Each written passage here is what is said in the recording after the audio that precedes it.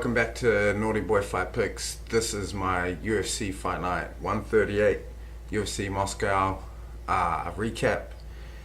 And yeah, thank you for all we got some good engagement on the last video. Thank you for all the subscriptions, the new ones, comments and whatnot. Please keep that up. So do like, subscribe, etc. if you have not already.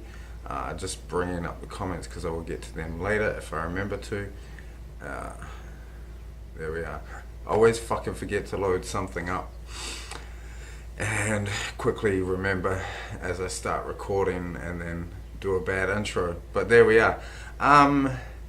Pretty entertaining card today. Not bad. I think I saw they had like either the 5th or 6th highest attendance at a UFC event for this, so that's crazy. And I think you heard the commentators during the second fight, you could hear the crowd and they were commenting that it was so loud already. So I think like a lot of the shows that go abroad, the crowd gets in there early. They don't just like turn up for the main card and whatnot. So yeah, pretty entertaining. I had another bad night betting. Not catastrophic, but not great either. I'm not too bummed about it because there's just a few kind of slight things that could have altered the night and made it a successful one. So overall I went down nearly 9 units, and I've been bumped down to number 55 on the BetMMA.tips leaderboard, so that's all good. Still near that top 50. Hope to get back up there quickly, and I know that's what I said last week, so I know gonna have a good look at that the card for next week, the Manawa versus Maheta Santos. Haven't got any odds out yet, which is a pain in the ass because that would be most helpful. We're gonna have a good look at that card, and yeah, hoping to bounce back because I think this is the first time I've taken 2 L's in a row. So yeah, I have on one other occasion as well. So doesn't feel good. Need to get back in the green, and keep building up that profit. Yeah, saw some other guys doing real well, so happy for them. Congrats if you had a betting success on this card. Good for you. I'm not that much of a sore loser that I can't be happy for others. So let's get into the card and have a talk about these fights. Card began with Merab Dvalishvili defeating Tyrion Ware via unanimous decision. Fucking, they were all 30-25s. I didn't watch the announcement of the win. I just went out and had a cigarette or something. But yeah, apparently Tyrion Ware got injured in the first round. Regardless, this is pretty much what I thought the fight was going to look like. Good win for Dvalishvili. Pretty bad for Tyrion Ware. Is he on a 3 or 4 fight losing streak now? I think it could be 4, so don't know where he's at in his contract, but if he's got no fights left, he's in a pretty poor position. And he's had a rough run, man. Like, all his opponents have been pretty quality opponents, and yeah, he's just kind of been fed to the wolves. So sympathetic of Tyrion Ware there, poor dude. And as for Merab, good showing for him, I thought, and interested to see what he does next.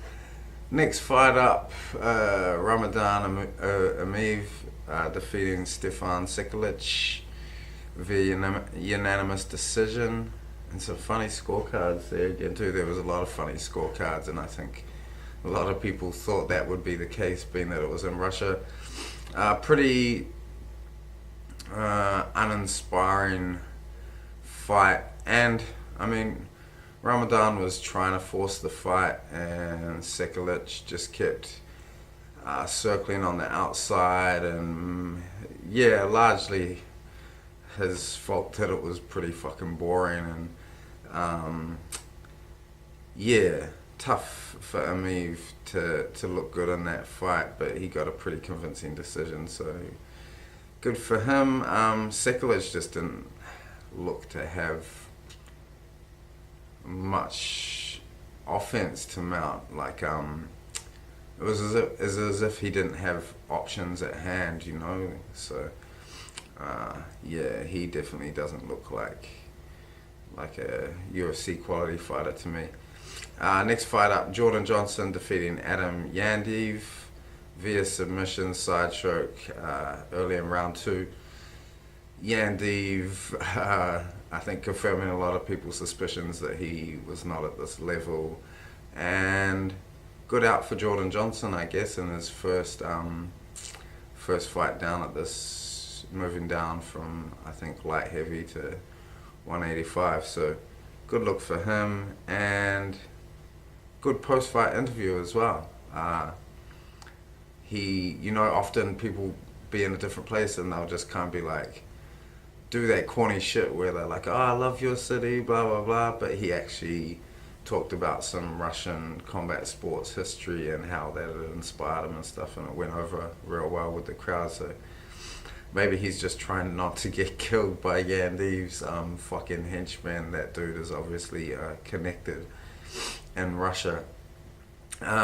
Next fight up, Magomed Ankalaev defeating Marcin Prashino via knockout head kick at 3:09 of round 1.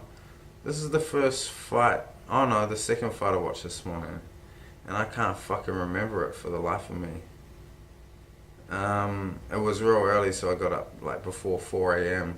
and began watching the fights at the Jordan Johnson point. And I can't remember this head kick knockout at all. That's bizarre. So I'm sure it was spectacular, and good for Ankalaev. Fuck, that's so weird. On to the next fight, Mairbek Taisumov defeating Desmond Green via unanimous decision, all 30-27s. I think Green made this closer than a lot of people were expecting. I was kind of banking on Taisumov to get a finish. I had him in a couple parlays inside the distance.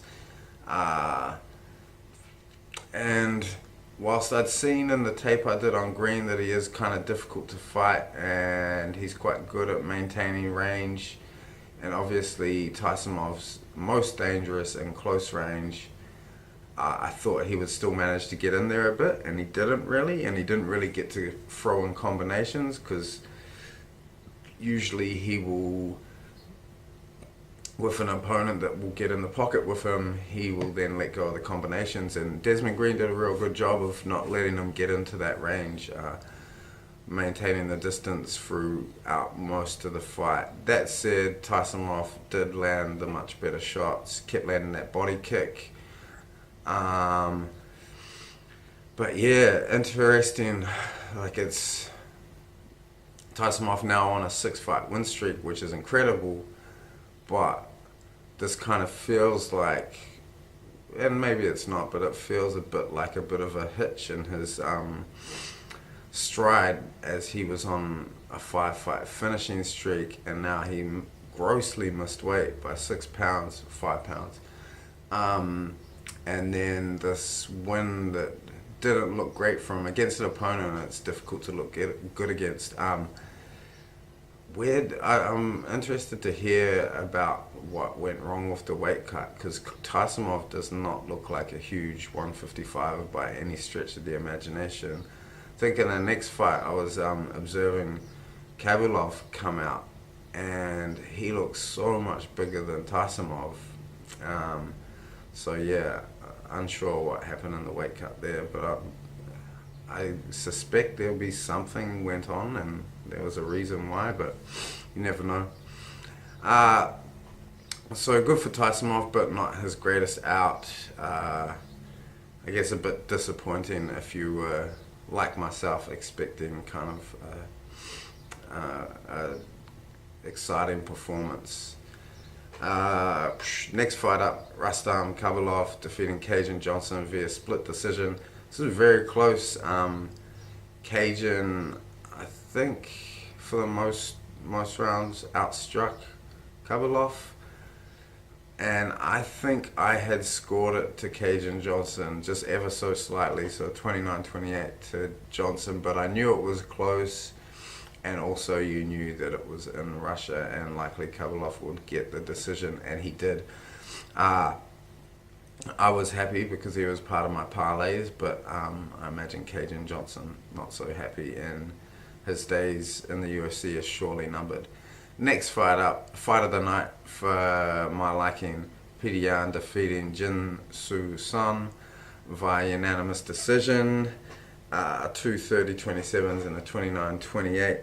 This was fucking crazy, and once again, I'd placed a prop bet on Yan to win inside the distance. Little did I know, Jin Soo Son had a fucking chin made of titanium.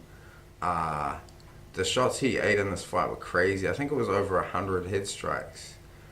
And Yan like bombs, and yeah, he strikes with volume and power, and he did that for 3 rounds, and just Susan just kept coming. At times there, I was wondering if Jin Soo Son's pressure was going to turn the fight to some degree, but Yan, good test for him in that respect. Whilst it was a pretty one-sided fight, really, that pressure, it was good to see him stave that off and just keep fighting his fight and sticking to the game plan. And so I saw someone on Twitter saying if that kept going that the fight would have turned. I don't believe so, because the trajectory of the fight as it stands over the 3 rounds was Yan was getting into his groove more and more, and it looked like the shots were having more effect, whilst not heaps of effect, but he was really snapping his head back, and Son would smile and march forward again, but it did look like Yan was getting better through the fight. His head movement too, that really started to pick up in the end of the second, and throughout the 3rd round he was slipping real nicely and then returning shots. Yeah, Yan's fucking exciting, and who wouldn't want to see Jin Soo Son fight again as well, because, well, I've never seen someone take that much of a hiding and seem to enjoy it that much. It was crazy. So fight of the night there for me. I don't know what the official who the bonuses went to, but that was cool. So yeah, lost a bet there on Yan inside the distance, and not mad at it, because I think that performance against almost any other fighter would have been a finish, but Soo Son is superhuman. Next fight, fuck, I never wanted to have to say this name again. Murta Zaleev defeating CB Dollaway via TKO. Says referee stoppage here, but that's generous to Herb Dean. At 5 minutes of round 2. Dollaway looked pretty good to begin with, but yeah, at some point he just, I don't know if it was body quit on him or he quit, but yeah, he just wasn't in the fight anymore, and Khalid was fucking bombing on him, and Herb Dean was just fucking standing there. This was crazy. I think there's a fight I think it was on the Gaethje Vic card, right, where there was a real late stoppage, and this one might have been worse than that one. I'm not sure, but fucking terrible by Herb Dean. And then Dollaway's corner also. So if the referee's not going to protect your fighter, then it's your responsibility. So fucking kind of gross negligence on their part too, I thought. And yeah, that was horrible. I wonder what becomes of CB Dollaway now. Onto the main card, Alexei Konechko defeating Thiago Alves via unanimous decision. Another one that was probably lined too wide in favor of Konechko, and a lot of people were saying that, and that rang true in the fight. Alves made it pretty close, but yeah, I think I saw some people disputing the decision, but I was happy with Konechko getting the win there. I had him partisan parlay, so that helps as well. But fuck, it was just a few hours ago I watched this, and I'm struggling to remember what this fight looked like. Yeah, I can't really recall. So, oh yeah, this was the fight where the crowd was booing, right? And I thought it was pretty entertaining, pretty good back and forth stand-up battle, and they didn't clinch until the third round. Apart from that, it had been pretty much a kickboxing fight. But yeah, I can't remember the details of like what the guys were throwing and really what they looked like. So we'll leave that there. Next fight up, Shamil Abdurrahimov defeating Andrei Arlovski via unanimous decision. This was another fight where I lost a play. This is my only straight pick of the night on Andrei Arlovski. And I guess what I had banked on was Arlovski dictating the pace of this fight, and the pace being too much for Shamil, but Arlovski did fucking none of that. So he avoided the power of Abdurrahimov early on, which is what I needed him to do. And I was like, okay, this is good. Once we get to the second round, I expect Arlovski to start, moving, throwing in combination. He did abandon the leg kick, which I think threw him off a bit, because that could have been a useful tool for him, but and one I was looking for him to use, but still, I think I was just expecting him to put volume and a pace on Shamil, and you saw Shamil was tired in the second, and it was definitely there for the taking if Arlovski wanted to fucking do something, but he didn't, and as a result, Abdurrahimov dictated the pace of the fight. He got to fight at his pace, which is very slow. He, was tired, and fuck, it was frustrating to watch. So, yeah, pretty bummed with the play I made there on Arlovski, but fucking hell, teach me for betting on old men. I might avoid that in future. Unless they are, who's an old man you'd bet on? Well, I guess DC, right? He's entering that territory, nearly 40. Next fight up, and this is the fight I should have played because I had picked Jan Blachowicz defeating Nikita Krylov via submission, Das choke at 241 in round 2, and yeah, I think a lot of people were expecting Nikita to win this fight, and whilst I picked Jan, I wasn't super confident, so there was no way I was going to play it, and easy to say in hindsight that I should have. But Jan just did a good job of getting top control and keeping it, and eventually locked in that choke. Trying to think of positives for Krylov. He didn't really get much off in this fight and didn't get the opportunity to, so bit of a shame because I think people were pretty excited about him returning and what he might mean for the division. And now streaking 4 fights in a row, which is a lot at light heavyweight, so interested to see what he does next. Calling out DC, that's obviously not going to happen, so depending on what happens with Jones, and maybe he gets Gustafsson, or who else is there? Fucking no one. Fuck, light heavyweight's depressing. But yeah, nonetheless, good win for Jan there. Main event, Alexei Oleinik defeating Mark Hunt via submission, so I had a play on Mark Hunt inside the distance. And fuck, he came out and he looked real good, man. He looked fast. He was popping the jab heaps more than he usually does, I thought, and obviously landing those heavy leg kicks. And he caught Oleinik with the big overhand right.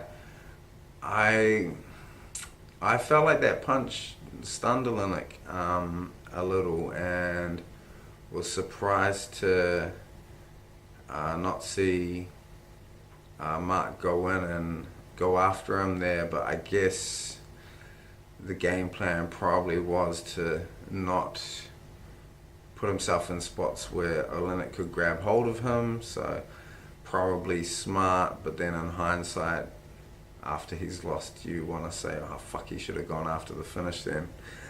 But yeah, it was looking like, totally looked like this was going Hunt's way, and it also looked like the longer the fight went, the more it was going to swing in Hunt's favour. So at the time, I was happy when he left that. I was like, oh yeah, he's just going to keep picking him apart, flicking that jab out, landing the low kick, and then looking for the big shot, which was, I guess, is a good game plan, but this is heavyweight. And Oleinik appeared to land a shot on Hunt that stunned him, and then shortly after got the tied up with him, got the takedown, which is always concerning in a Mark Hunt fight.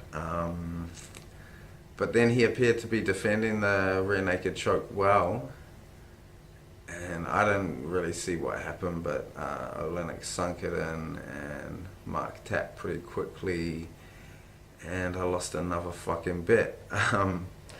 Yeah, pretty bummed about that. It was real funny. Usually before Mark Hunt fights, I get super nervous because I'm real invested. This one, I felt real calm, and I was pretty sure he was going to win. But yeah, heavyweight, just fucking anything can happen, eh? And Mark's 44 now, and I think he will fight again. And he's, like, I'm obviously a huge fan, and when he came out looking real good at the beginning, I'm thinking ridiculous things like, oh fuck, he could make another title run and shit like that, which is part wishful thinking, but also partly grounded in some reality too, because Mark Hunt is a difficult fight for anyone in that division, really, apart from really good wrestlers. But yeah, just a bummer. He'll fight again though, and I will watch it and enjoy it, and fuck, I'm sure he's still got wins left in him as well, so yeah, not completely despairing there. And as for Oleinik, yeah, I don't know. I don't see him getting too far up that division. I think the limitations of his game. So Hunt has a limited game, but yeah, Oleinik's is quite limited also, and I don't think that'll get him very far. So yeah, that was the night, and I already went through my betting. What else we got to go over? Our don't care department for this week. We have, I'm sick of seeing fucking Machine Gun Kelly and Eminem shit on my Facebook. Makes me want to die. And it's 2018, I don't know why people still care about them. Much like Michael Chiesa, who I saw has made some sort of gentleman's agreement on Twitter with Carlos Condit, I believe, and they're keen to fight each other. Don't give a fuck. Don't give a fuck about Chiesa moving up. Submission artist who's lost his last 2 fights, I think, by sub, going up, so losing that size advantage, which is great for a grappler. So yeah, give a fuck. And then the last thing, Liddell versus Ortiz, could not care less about this fight. It's insane that it's happening. And whilst I say I couldn't care less, I will probably stream that somewhere for free. Definitely not buying it. Fucking, I guess that's what I am curious about this, is to see what the pay-per-view numbers are, because I expect them to be abysmal. But yeah, could not give a shit less about that fight. And that's the don't care department for this week. I will have listed in the description of the video my Instagram, Twitter, my email, my betmma.tips profile link. Get at me on any of those. I'll quickly get to some comments before we wrap this up. I nearly forgot after going to all that fucking great effort of loading them up earlier. Hickson, say another episode, another shot taken at Vic. Taken at James, Human Giraffe Vic. Laughed my ass off. I was like, fuck. And I said that I quit soon. And he told me not to, because he's obviously enjoying the mocking of Vic as well. But yeah, I do need to get off that because it's I can't keep gloating on that victory, especially now after taking 2 losses in a row, which sucks shit. Shout out to TJ Bixford, who once again timestamped the video. I appreciate that a great deal because I can't be fucked doing it, and I don't really. I'm ashamed to admit I don't know how to do it. How you've done it as well, where it's all like, you know, you know what I mean. Mohammed Kroatov, sorry if I butchered your name, dude. Great predictions as always. Are there websites like Best Fight Odds for other sports that have line movement history all in one page? Sites like Oddshark don't have it. And yeah, not that I'm aware of. So sorry, I can't be of any help there. Someone called Viper Juice on one of my old songs says you suck. Thank you, Viper Juice. Dom Ding. Oh man, I'm terrible at pronouncing names.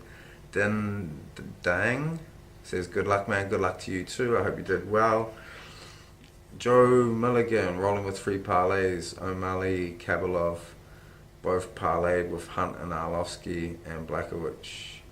Fucking gutted that you were on the Hunt and Arlovsky train as well, because yeah, as we now know, they both fucking didn't pull through. That's about it for today. I'm gonna jump off. Made this a quick one so I can watch the Canelo Triple G fight. Expecting Triple G to win that again. I mean, well, it was draw last time, wasn't it? But you know, Triple G won. But excited to watch it nonetheless. I'll be back in a couple days' time with my picks and predictions for, fuck, I forget what it's even called, this next event. Well,